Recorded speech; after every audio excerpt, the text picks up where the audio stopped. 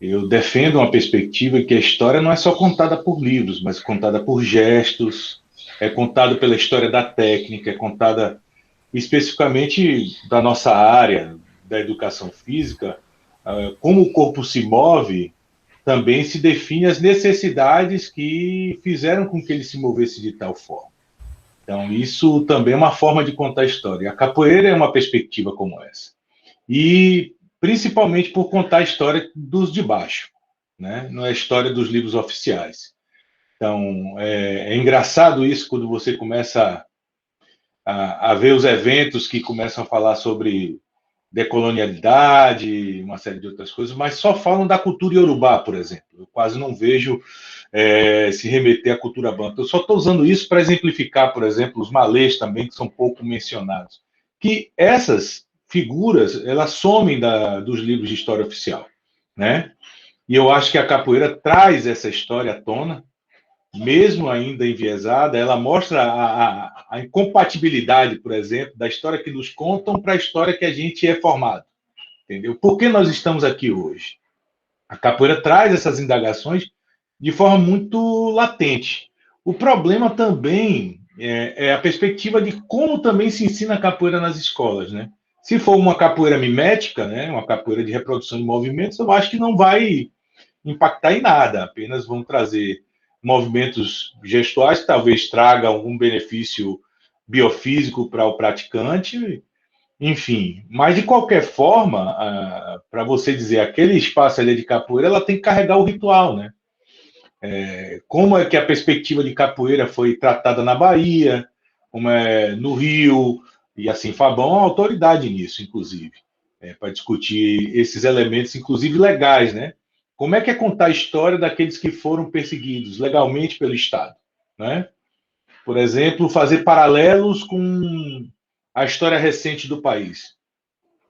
Por que, que a polícia entra em Jacarezinho com um mandato específico para um número de pessoas, mata tantas outras e condena socialmente essas pessoas que foram ceifadas à vida, é, sem um julgamento prévio, inclusive sem sequer conhecer as pessoas que estavam nesse processo.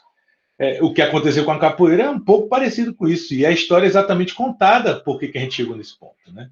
Eu acho que isso, do ponto de vista da sociologia, do ponto de vista da antropologia, do ponto de vista da educação física, do ponto de vista da história, eu acho que é um elemento riquíssimo para a gente entender o cenário brasileiro atual, né? Eu acho que a capoeira tem municiado a gente, pelo menos do ponto de vista da fomentação da crítica, da fomentação da curiosidade em saber dessa história, que eu acho que é extremamente salutar para a formação dos professores, né?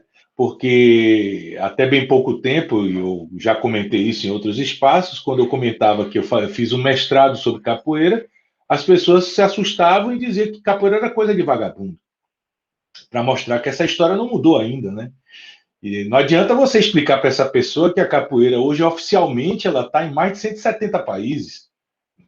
E ela é, talvez, a prática brasileira que tenha mais, digamos assim, expressão e notoriedade no espaço do exterior, né?